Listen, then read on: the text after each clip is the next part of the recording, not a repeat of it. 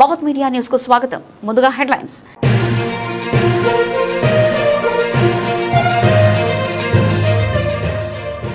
Italy ప్రధాని అధ్యక్షుడికి ప్రధాని మోదీ ప్రత్యేక కానుకలు। భారతీయ వస్త్ర కళా సంగీత వారసత్వానికి ప్రతీకగా బహుమతులు।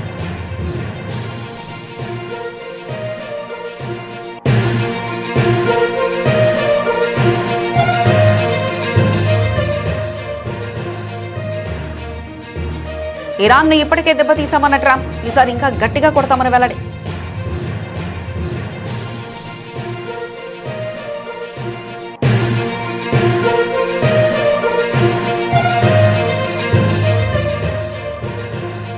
అమరావతిలో రోడ్డు నిర్మాణానికి చంద్రబాబు దగా ఖర్చు మండిపడ్డ వైఎస్ జగన్।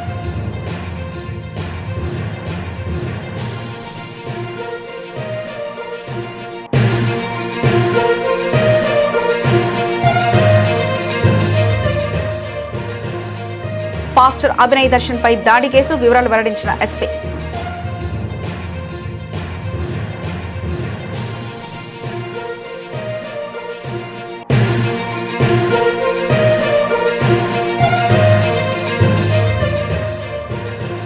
కులగణనపై సుప్రీంకోర్టు తీర్పు చారిత్రాత్మకం। కేంద్ర ప్రభుత్వం మరియు బీసీల విజయం।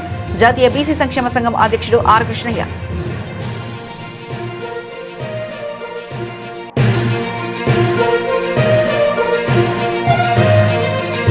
వానకొండయ్యగుట్ట మైనింగ్ పర్మిషన్ రద్దు చేయాలి। జనగామ జిల్లా కలెక్టర్ సందీప్ కుమార్ ఝాను కలిసి మెమరాండం అందజేసిన మాజీ మంత్రి ఎర్రబెల్లి।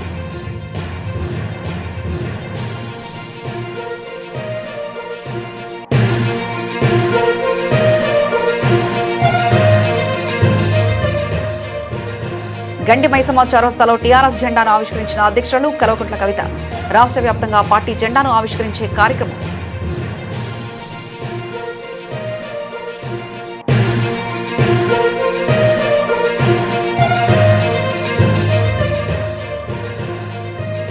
అప్పా జంక్షన్ ఏమైనా బండి సంజయ్ ఇల్లా మండిపడ్డ ముఖ్యమంత్రి రేవంత్ రెడ్డి।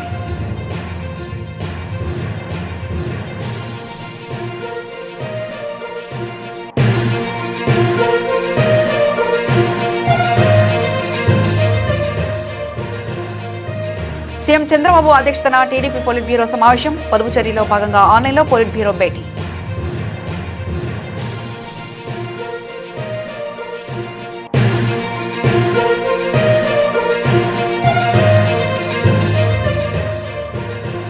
చిరంజీవి కొత్త సినిమా వేడుకల్లో కలిసిన పవన్ బండ్ల గణేష్ భుజంపై ఆప్యాయంగా చేవేసి నడిచిన పవన్।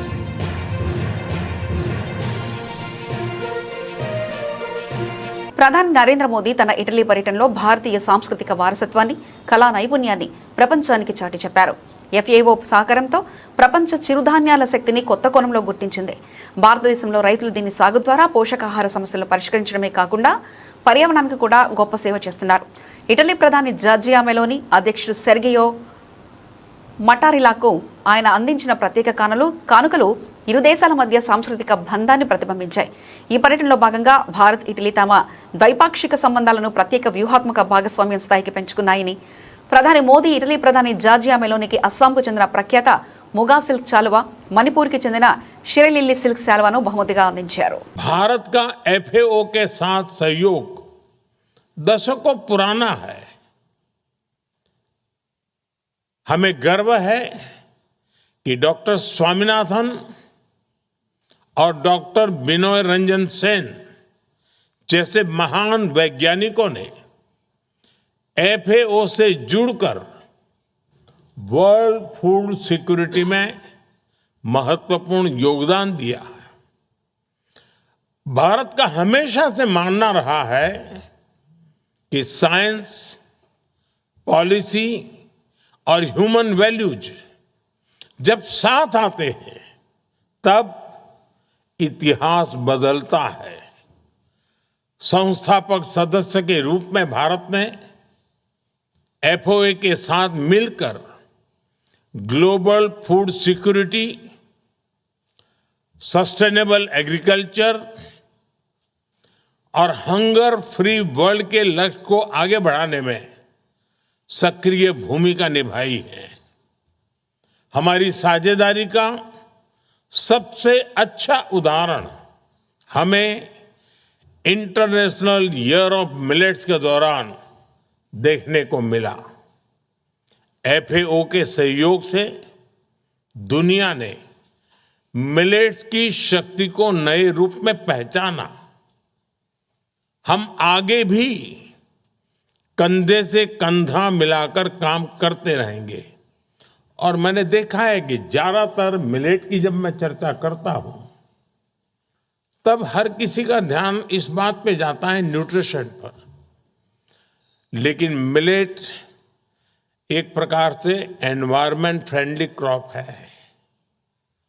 कम से कम पानी की जरूरत पड़ती है।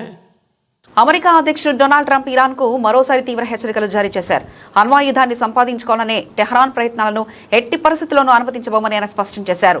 నిన్న కనెక్టికట్లో న్యూ లండన్లో ఉన్న US coast guard academy 2026 batch స్నాతకోత్సవంలో ఆయన ముఖ్య అతిథిగా పాల్గొని ప్రసంగించారు. ఈ సందర్భంగా ట్రంప్ మాట్లాడుతూ ఇరాన్ను అణ్వాయుధం తయారు చేసుకునివ్వం, ఇది చాలా సులభమైన విషయం, వారు దాన్ని తయారు చేయలేరు, అయితే వాళ్ళు ఒప్పందం కోసం తీవ్రంగా ప్రయత్నిస్తున్నారని అన్నారు. తమ ప్రభుత్వం ఇరాన్కు ఇప్పటికే గట్టి ఆంక్షలతో దెబ్బతీసిందని, అవసరమైతే మరింత కఠినంగా వ్యవహరించాల్సి రావచ్చని వ్యాఖ్యానించారు. ఇరాన్కు చెందిన చమురు నౌకలను సీజ్ చేయడంలో కోస్ట్ గార్డ్ కీలక పాత్ర పోషించిందని, ఆపరేషన్ ఎపిక్ ఫ్యూరీలో వారు భాగస్వామ్యాన్ని ట్రంప్ ప్రశంసించారు. Their Navy is completely gone. Their Air Force is completely gone. President Xi has promised me that he's not sending any weapons to Iran. That's a beautiful promise. I take him at his word. I appreciated it. We had an amazing time in China. Look, we got along very well before this, but President Xi and I had a really an amazing time. I think he'd say the same thing, but he promised that he's not sending any weapons. And if you think about it, he gets 40% of his oil. He's not sending oil boats in, tankers in with 20 destroyers alongside of it. No, he wants it. He does want it open, like me. I want it open, and we'll get it open. But Iran has used the Straits as a military weapon for 47 years, really much more than that. And that's not their strait. That's international waterways. దేశంలో 1 kilometre road నిర్మాణానికి యావరేజ్గా 24 కోట్లు ఖర్చు అవుతుందని కేంద్ర మంత్రి నితిన్ గడ్కరీ చెప్పాడు. కానీ అమరావతిలో రోడ్డు నిర్మాణానికి చంద్రబాబు చేస్తున్న ఖర్చు కిలోమీటర్కి 53 కోట్లు. విజయవాడ బెంజ్ సర్కిల్ ఫ్లైఓవర్కు కిలోమీటర్కి 69 కోట్లు ఖర్చు చేశాడు. అమరావతిలో సీడ్ యాక్సిస్ నుంచి నిర్మిస్తున్న ఫ్లైఓవర్కు కిలోమీటర్కి 189 కోట్లు చంద్రబాబు ఖర్చు పెడుతున్నారని వైఎస్ జగన్ మండిపడ్డారు. కిలోమీటర్కి అయ్యే ఖర్చు ఎంత అని చెప్పి ఈ మధ్యకాలంలోనే 5 సెప్టెంబర్ 2026 పార్లమెంటులో కేంద్ర మంత్రి గారిని, హైవేస్ మినిస్టర్ని నితిన్ గడ్కరీ గారిని ప్రశ్న అడిగినారు పార్లమెంట్లో. ఆయన ఇచ్చిన సమాధానం ఒకసారి చూస్తే సివిల్ కన్స్ట్రక్షన్ ఎక్కడైనా కూడా యావరేజ్గా రోడ్లు వేయడానికి నేషనల్ హైవేకి అయ్యే ఖర్చు కిలోమీటర్కు 24 కోట్లు అని చెప్పి ఆయన పార్లమెంటుకు ఆయనంతకు ఆయనే లిఖితపూర్వకంగా సబ్మిట్ చేసిన లెటర్ అది. అక్కడ బాగా కనిపిస్తుంది చూడండి, అటువైపు కూడా బాగా కనిపిస్తుంది, ఇటువైపు కనపడని వాళ్ళకు.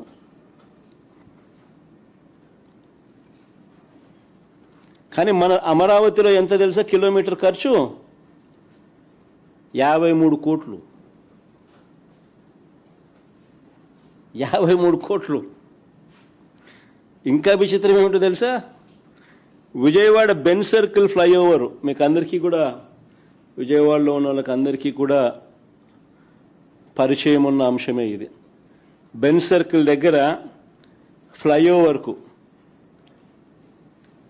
69 కోట్ల రూపాయలు కిలోమీటర్కి ఖర్చు అయితే, చంద్రబాబు నాయుడు గారి సీడ్ యాక్సెస్ నుంచి, అమరావతిలో సీడ్ యాక్సెస్ నుంచి నేషనల్ హైవేకు వారధి వద్ద కలిపే ఫ్లైఓవర్కు వీరు పెడతా ఉన్న ఖర్చు కిలోమీటర్కు 189 కోట్లు.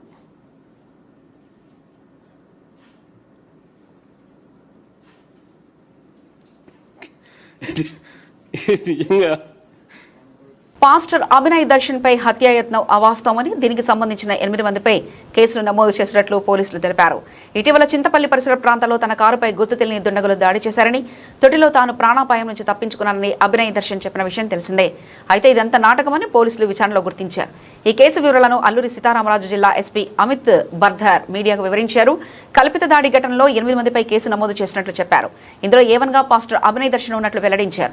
A2 గా బిల్లా కిరణ్, A3 గా కెబెన్హార్, A4 గా భానుప్రసాద్ ను పేర్కొన్నారు. వీడియోలో ఒక ఆడియో క్లిప్ నడిచిన అది లైఫ్ ఆఫ్ శైలు ప్రొఫైల్ నుండి ఒక ఆడియో క్లిప్ జరిగిన, అదేవిధంగా ఈ ఆడియోలో మాట్లాడే సమయంలో ఇది ఇన్స్టాగ్రామ్లో ఒక బొడ్డి నిట్టిమిటా బుక్ ప్రొఫైల్ వాళ్ళతో మాట్లాడేది. సో ఇవన్నీ మనం ఎస్టాబ్లిష్ చేయడం పరంగా మొత్తం కొండలో తిరిగి పబ్లిక్తో మాట్లాడి వాళ్ళ ఫేత్ ప్రకారంగా కొంతమంది వాళ్ళు మోటివేట్ చేయడం ఇన్ని చేశారు. సో దీంట్లో A3, A4 అండ్ A5 కూడా ఉండొచ్చు. దెన్ ఈ కాన్స్పిరసీలో అతని పైన అటాక్ చేసి ఒక సింపతి రావచ్చు. ఆ సింపతిని రావడం కోసం అతను ఈ 4 ట్రైబల్స్ని తీసుకుంటున్నారు. అది కూడా వాళ్ళని డబ్బులు పే చేశారు. ఈ డబ్బులు పేమెంట్ చేసిన దీనికి సంబంధించి కూడా మనకి ఎవిడెన్స్ ప్రకారంగా దీన్ని ఎస్టాబ్లిష్ చేయడం జరిగింది. ఖచ్చితంగా ఈ మొత్తం నెట్వర్క్ని బ్రేక్ చేసి మీడియా మంత్రి సమక్షంలో పెడుతుంది. పాస్టే కాదు, అతను ఎక్సెప్ట్ చేస్తారు. అతను చెప్పిన విధంగా అతను విలేజ్ తిరుగుతున్నారు. విలేజ్ తిరిగి అక్కడే పబ్లిక్తో మాట్లాడతారు. మనకి ఇన్వెస్టిగేషన్లో వచ్చిన సమాచారం ప్రకారంగా అతను ఫేత్ ప్రకారంగా నాలెడ్జ్ కూడా బాగా తక్కువగా ఉంది. ఓన్లీ కొన్ని సినిమాలో పని చేశారు కాబట్టి సినిమా యాక్టర్ లాగా యాక్టింగ్ బాగానే చేస్తున్నారు. సార్ ఇప్పుడు తన మీద గాయాలుగా ఫోటో చూసుకున్నట్లయితే ఇన్సిడెంట్ జరిగిన అటాక్కి అతను స్కెచ్ చేసిన ముఖ్యమైన అటాక్ అతని పైన జరగలేదు. అది పూర్తిగా ఎస్టాబ్లిష్ అయిపోయింది. వీడియోలో కూడా చూస్తే అతను కారు నుండి బయటికి వచ్చిన తర్వాత మొత్తం బట్టలతో సహా ఉంటున్నారు. తర్వాత వాళ్ళు అటాక్ చేసే వాళ్ళందరూ పారిపోయిన తర్వాత అతని బట్టలు సడన్గా చంపేసి ఉంటున్నాయి. సో ఆ రికార్డ్ చేసే వాళ్ళు A2 అది ముందుగా 1 day బిఫోర్ మాట్లాడే సమయంలో ఆ మొత్తం స్కెచ్ కూడా ఎలాగ చేయాల్సిన చెప్పారు. మనకి అర్థం చేయాల్సిన ఎందుకు కులగణనపై సుప్రీంకోర్టు తీర్పు చారిత్రాత్మకం, కేంద్ర ప్రభుత్వం మరియు బీసీల విజయమని భారతీయ బీసీ సంక్షేమ సంఘం అధ్యక్షుడు ఆర్ కృష్ణయ్య తెలిపారు. బీసీ భవన్లో ఏర్పాటు చేసిన సమావేశంలో ఆర్ కృష్ణయ్య మాట్లాడుతూ జనగణనలో కులగణన చేపట్టాలని కేంద్ర ప్రభుత్వం తీసుకున్న నిర్ణయానికి వ్యతిరేకంగా కొందరు అగ్రకులాల వారు సుప్రీంకోర్టులో దాఖలైన రేట్ పిటిషన్లను సుప్రీంకోర్టు ధర్మాసనం కొట్టివేయడం పట్ల రాజ్యసభ సభ్యులు ఆర్ కృష్ణయ్య హర్షం వ్యక్తం చేశారు. కేంద్ర ప్రభుత్వ పాలసీ ఈ విధాన నిర్ణయం దీని ద్వారా సమాజంలో మంచి సమానత్వం వస్తుంది. ఏ కులాన్ని వెనుకబడిన వాటిని అభివృద్ధి చేయడానికి వీలవుతుందని చెప్పి సుప్రీంకోర్టు ఒక చరిత్రాత్మకమైన తీర్పు ఇచ్చింది. ఈ తీర్పు ఏ సందర్భము? కొందరు సుప్రీంకోర్టు మన కేంద్ర ప్రభుత్వము 6 నెలల క్రితం ఓ నిర్ణయం తీసుకుంది. కులగణన చేస్తామని కేంద్ర ప్రభుత్వం నిర్ణయం తీసుకొని ప్రకటించింది. పార్లమెంట్ లో కూడా ప్రకటించారు. అనేక సందర్భాలలో పార్టీ మ్యాటర్గా ఆదేశాలు జారీ చేశారు. జనగణన సెన్సస్ డైరెక్టర్ రాశారు. దీంతో కొందరు అగ్రకుల సోదరులు కులగణన చేయొద్దు అని చెప్పి సుప్రీంకోర్టు పోయారు. పోతే వాదోపవాదాలు చాలా జరిగినాయి. సుప్రీంకోర్టు కేంద్ర ప్రభుత్వం గట్టి వాదన వినిపించింది. కులగణన చేసినట్టయితేనే సమాజంలో ఈ భారతీయ సమాజం కులం పునాదుల మీద నిర్మించబడ్డది. పేదరికము, అవిద్య, ఉద్యోగము, అధికారము, డబ్బు, సంపద, గౌరవం ఇవన్నీ కూడా కులాన్ని బట్టి నిర్ణయించేటటువంటి సమాజం భారతీయ సమాజం. అందుకే ఈ వివక్షతలు, అసమానతలు, సామాజిక ఆర్థిక వివక్షతలు, సామాజిక ఆర్థిక అసమానతలు, రాజకీయ అసమానతలు తొలగిపోవాలంటే తప్పనిసరి ఏ కులాలు వెనుకబడినాయో ఆ కులాలకు మనం ప్రత్యేకమైనటువంటి ప్రాతినిధ్యం కల్పించాలంటే ఆ కులాల లెక్కలు తెలవాలి. ఏ కులం ఎక్కడ వెనుకబడి ఉందో కులాల వారి లెక్కలు తీసినప్పుడే అది తెలుస్తుంది, కరెక్ట్ స్టాటిస్టిక్ ఫిగర్ తెలుస్తుంది అని చెప్పి సుప్రీంకోర్టులో కేంద్ర ప్రభుత్వం వాదించింది. కేంద్ర ప్రభుత్వ వాదనను సుప్రీంకోర్టు ఏకీభవించింది. నిజమే, కులాల లెక్కలు ఉన్నప్పుడే సమాజంలో అభివృద్ధికి చర్యలు తీసుకునే వీలైతుంది. ఏ కులం అభివృద్ధి చెందలేదు, ఏది చెందాలి. విద్యలో ఏ కులం అభివృద్ధి చెందలేదు, ఉద్యోగాలలో ఏ కులానికి ప్రాతినిధ్యం లేదు, రాజకీయంగా ఏ కులానికి ప్రాతినిధ్యం లేదు. ఏ కులాన్ని మనం డెవలప్ చేయాలి, ఏ రంగాల్లో డెవలప్ చేయాలనే విషయం మీద అప్పుడే లెక్కలు తెలిసినప్పుడే వస్తాయని చెప్పి సుప్రీంకోర్టు గట్టి ఆదేశాలు జారీ చేశారు. నేను చాలా రోజులుగా, నేను 3 నెలల కిందనే ప్రధానమంత్రిని, కేంద్ర హోంమంత్రి అమిత్ షాని కలిసి కులాల లెక్కలు తీయాలన్నప్పుడు వాళ్ళు వెంబడే స్పందించి ప్రకటించారు. ఆ తర్వాతనే కొందరు వ్యతిరేకి ఏది ఈ లెక్కలది సీట్ వచ్చింది, అది పట్టిక వచ్చింది, ఈ పట్టికలో లేదంటే అప్పుడు మళ్ళా కేంద్ర ప్రభుత్వాన్ని అడిగితే మొదట మేము చేసేది ఇప్పుడు ఇళ్ల లెక్కలు, 2వ దశలో కులాల లెక్కలు తీస్తాము, కులాల వారి కాలం పెడతామని చెప్పి పార్లమెంటు బయట. జనగామ జిల్లా దేవరుప్పల మండలం లకావత్తండ గ్రామ పంచాయతీ పరిధిలో ప్రముఖ పుణ్యక్షేత్రం శ్రీ వానకొండయ్య లక్ష్మీనరసింహస్వామి స్వయానాకూలమైన క్షేత్రం మైనింగ్ మాఫియా చేతిలో పడి ఉనికి కోల్పోతుందని మాజీ మంత్రి ఎర్రబెల్లి దయాకర్ అన్నారు. ఈ సందర్భంగా జనగామ జిల్లా కలెక్టర్ సందీప్ కుమార్ జను దేవరుప్పల మండల బీఆర్ఎస్ బృందంతో కలిసి మెమరాండం అందజేసి గుట్ట మీద జరుగుతున్న మైనింగ్ పర్మిషన్ను రద్దు చేయాలని కోరారు. గుట్ట వద్ద మైనింగ్ పనులు జరిగితే ఆ దేవాలయాన్ని ఉనికి కోల్పోయే ప్రమాదం ఉందని తెలిపారు. బీఆర్ఎస్ ప్రభుత్వ హయాంలో ఈ పనులను ఆపి దేవస్థానం యొక్క మనుగడను కాపాడి 2 కోట్ల రూపాయలతో దేవాలయ అభివృద్ధి పనులు చేపట్టామని తెలిపారు. మళ్లీ ఈ కాంగ్రెస్ ప్రభుత్వ అసమర్థత వల్ల ఆ పనులు మొదలుపెట్టారని మండిపడ్డారు. గుట్ట వరకు బీఆర్ఎస్ నాయకులు వెళ్లి పనులను అడ్డుకోవడానికి వెళ్తే మా నాయకుల మీద కేసులు పెట్టి నోటీసులు పంపించి ఇబ్బందులకు గురి చేస్తున్నారని తెలిపారు.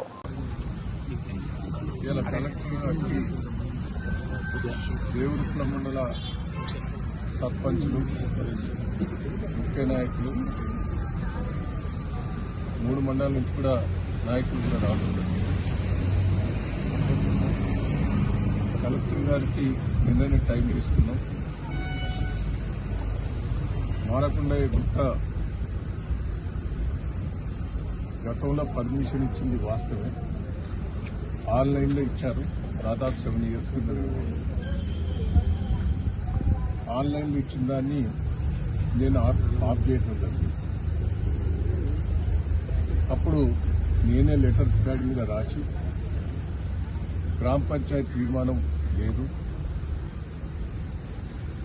అదే తిరిగా ఇది ప్రజలకు ఇబ్బంది అవుతుంది, అలా లక్ష్మీనరసింహస్వామి టెంపుల్ ఉన్నది, ప్రజలు కూడా ఇబ్బంది పడతారు, దయచేసి అన్ని గిరిజన తండ్రులు ఉన్నాయి చెప్పి దాన్ని ఆపు అని నేను కలెక్టర్కి లెటర్ రాసి, కలెక్టర్ ద్వారా గవర్నమెంట్ చీఫ్ సెక్రటరీ రాసి దాన్ని క్యాన్సిల్ చేయడం జరిగింది. మరి ఈరోజు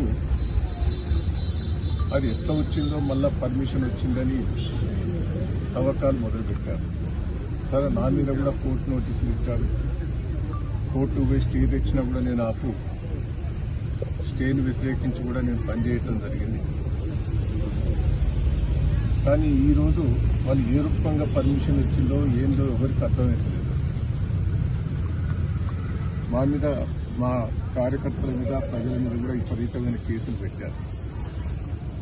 సరే, అవన్నీ తట్టుకుంటాం ప్రజల కోసం. మా కార్యకర్తలు కూడా సిద్ధంగా ఉన్నారు, ఏ పోరాటానికైనా సిద్ధంగా.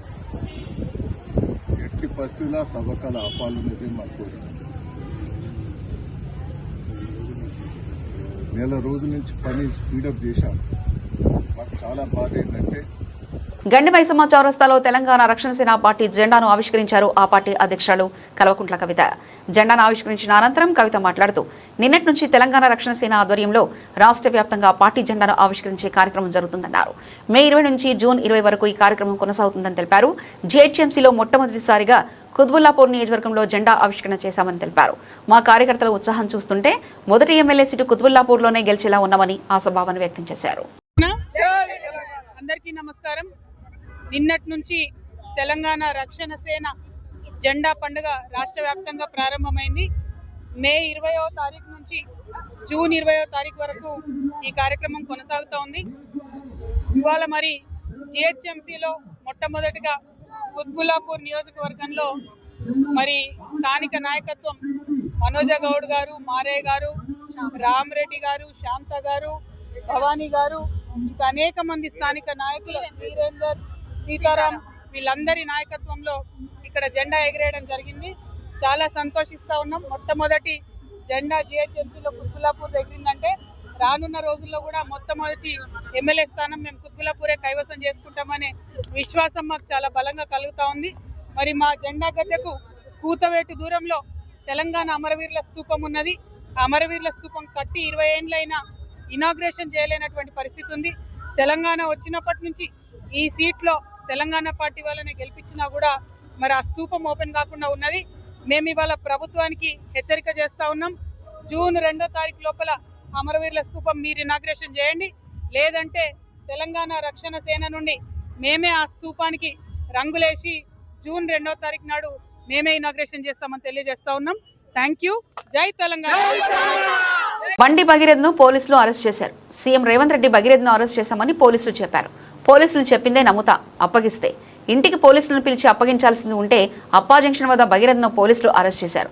అప్పా జంక్షన్ ఏమైనా బండి సంజయ్ ఇల్లా అని తెలంగాణ ముఖ్యమంత్రి రేవంత్ రెడ్డి మండిపడ్డారు. సిబ్బంది చెప్పిందే నేను ఒకవేళ సరెండర్ చేస్తే వాళ్ళ పిల్లవాడిని వాళ్ళ ఇంట్లో పెట్టుకొని పోలీసులను పిలిపించి అప్పచెప్తారు. అప్పా జంక్షన్ మీ ఇల్లా నా ఇల్లా? రోడ్డు మధ్యలో పోలీసులు నాకాబందీ చేసి వెహికల్స్ని చెక్ చేస్తున్నప్పుడు అప్పా జంక్షన్లో బండి భగీరథ పోలీసులకు చిక్కిండు. ఇది మా పోలీసులు నాకు చెప్పింది. నిజంగానే అతన్ని సరెండర్ చేసేది ఉంటే అతను ఎక్కడున్నాడో అక్కడికి ఈడ మా అబ్బాయి ఉన్నాడు, మీరు వచ్చి పోలీసులు ఇతన్ని సరెండర్ చేసుకోండి అని చెప్పిండ్రు అనుకోండి, అప్పుడు మనం సరెండర్ అనుకోవచ్చు. రోడ్డు మధ్యలో పోలీసులు అతన్ని కస్టడీలోకి తీసుకొని మేము అరెస్ట్ చేసినామని పోలీసులు చెప్తుంటే నేను పోలీసుల మాట నమ్మాలనా లేకపోతే రాజకీయ నాయకుల మాట నమ్మాలనా? మీరు చెప్పండి.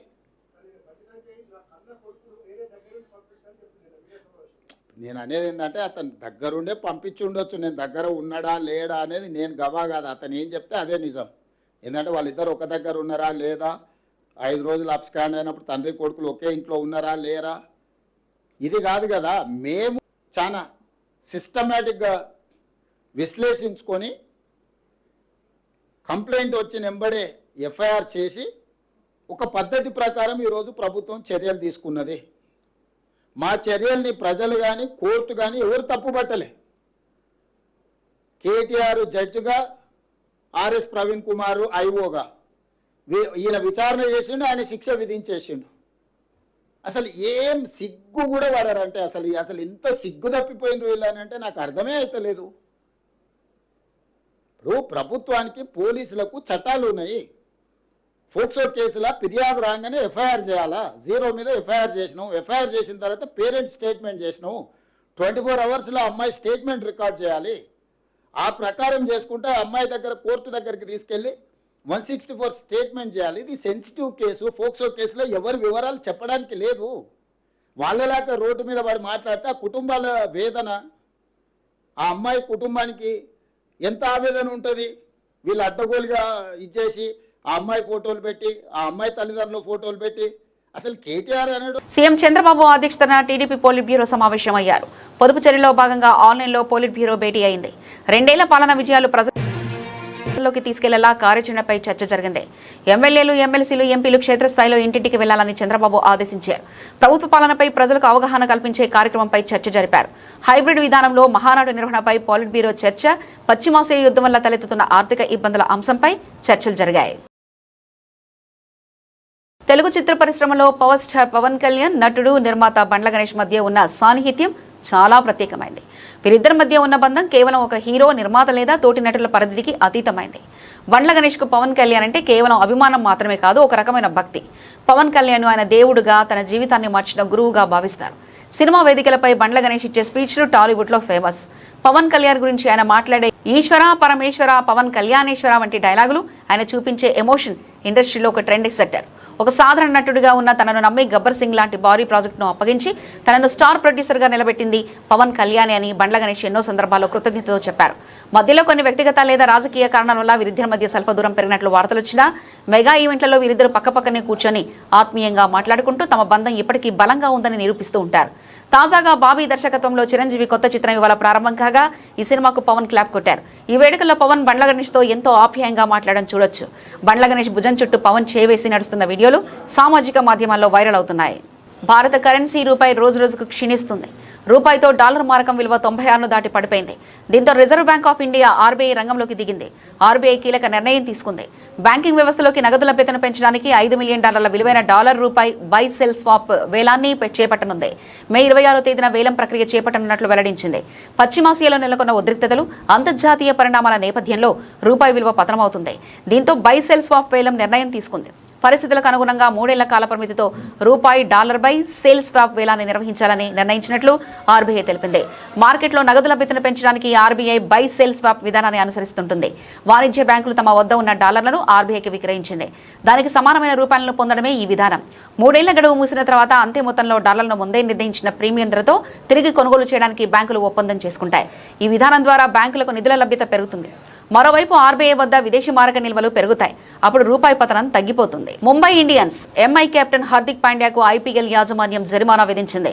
కోల్కతా నైట్ రైడర్స్ కేకేఆర్తో జరిగిన మ్యాచ్లో ఐపీఎల్ ప్రవర్తనా నియమావళి ఉల్లంఘించినందుకు అతడి మ్యాచ్ ఫీజులో 10% కోత విధించడంతో పాటు ఒక డీమెరిట్ పాయింట్ను ఖాతాలో జత చేసింది. కోల్కతాలోని ఈడెన్ గార్డెన్స్లో జరిగిన ఈ మ్యాచ్లో రెండో ఇన్నింగ్స్ 10వ ఓవర్లో ఈ ఘటన చోటు చేసుకుంది. బౌలింగ్ రన్అప్ కోసం వెళ్తూ హార్దిక్ పాండ్యా కోపంగా వికెట్ల బెయిల్స్ ను చేత్తో గట్టిగా కొట్టి పడగొట్టాడు. ఇది ఐపీఎల్ కోడ్ ఆఫ్ కండక్ట్ లో ఆర్టికల్ 2.2 ప్రకారం క్రికెట్ పరికరాలను దుర్వినియోగం చేయడం కిందికి వస్తుందని ఐపీఎల్ ఒక ప్రకటనలో తెలిపింది. మ్యాచ్ రిఫరీ రాజు సేత్ విధించిన ఈ శిక్షను హార్దిక్ అంగీకరించారు. ఇక మ్యాచ్ విషయానికి వస్తే ఇప్పటికే ప్లే ఆఫ్స్ రేస్ నుంచి నిష్క్రమించిన ముంబై ఇండియన్స్ ఈ మ్యాచ్ లో ఓటమి పాలైంది. మొదట బ్యాటింగ్ చేసిన ముంబైని కేకేఆర్ బౌలర్లు 147/8 పరుగులకే కట్టడి చేశారు. అనంతరం 148 పరుగుల లక్ష్యాన్ని కేకేఆర్ మరో 7 బంతులు మిగిలి ఉండగానే ఛేదించింది. మనీష్ పాండే, రోమన్ పావెల్ కీలక భాగస్వామితో తమ జట్టుకు విజయాన్ని అందించారు. ఈ విజయంతో కేకేఆర్ తమ ప్లే ఆఫ్స్ ఆశలను సజీవంగా ఉంచుకుంది. మ్యాచ్ అనంతరం హార్దిక్ మాట్లాడుతూ పవర్ ప్లేలో ఎక్కువ వికెట్లు కోల్పోవడం మా ఓటమికి కారణమైంది. ఇలాంటి బౌలర్లకు అనుకూలించే పిచ్లపై ఆడడాన్ని నేను ఆస్వాదిస్తాను. ఐపీఎల్లో బ్యాటర్ల ఆధిపత్యం పెరిగిపోతున్న తరుణంలో ఇలాంటి వికెట్ల బౌలర్లకు కూడా అవకాశం కల్పిస్తాయని వ్యాఖ్యానించారు. బులెటిన్ ముగించే ముందు హెడ్లైన్స్ మరోసారి చూద్దాం.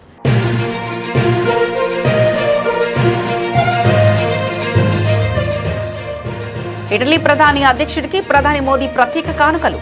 భారతీయ వస్త్ర కళా సంగీత వారసత్వానికి ప్రతీకగా బహుమతులు.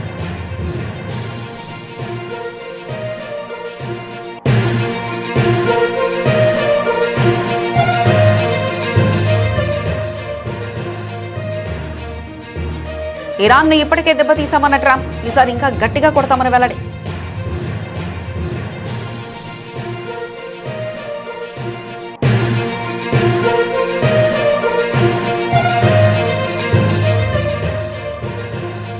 అమరావతిలో రోడ్డు నిర్మాణానికి చంద్రబాబు దగా ఖర్చు, మండిపడ్డ వైఎస్ జగన్.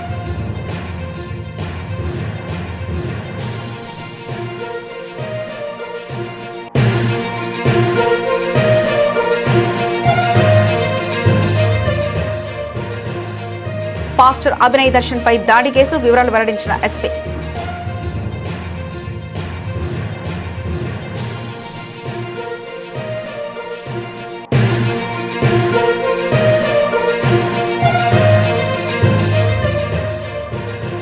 కులగణనపై సుప్రీంకోర్టు తీర్పు చారిత్రాత్మకం. కేంద్ర ప్రభుత్వం మరియు బీసీల విజయం. జాతీయ బీసీ సంక్షేమ సంఘం అధ్యక్షుడు ఆర్ కృష్ణయ్య.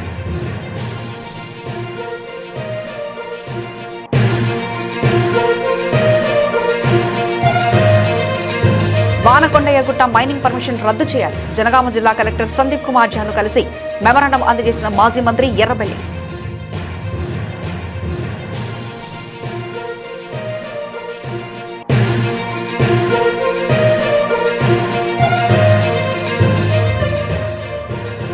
గండి మైసమ్మ చౌరస్తాలో టీఆర్ఎస్ జెండాను ఆవిష్కరించిన అధ్యక్షులు కల్వకుంట్ల కవిత. రాష్ట్ర వ్యాప్తంగా పార్టీ జెండాను ఆవిష్కరించే కార్యక్రమం.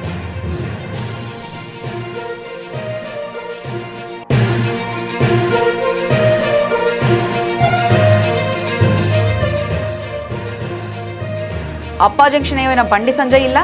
మండిపడ్డ ముఖ్యమంత్రి రేవంత్ రెడ్డి.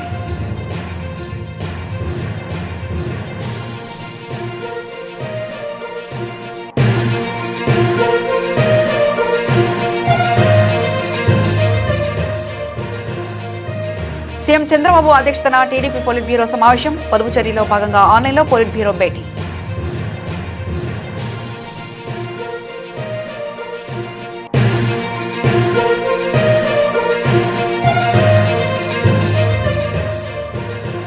చిరంజీవి కొత్త సినిమా వేడుకల్లో కలిసిన పవన్, బండ్ల గణేష్ భుజంపై ఆప్యాయంగా చేవేసి నడిచిన పవన్.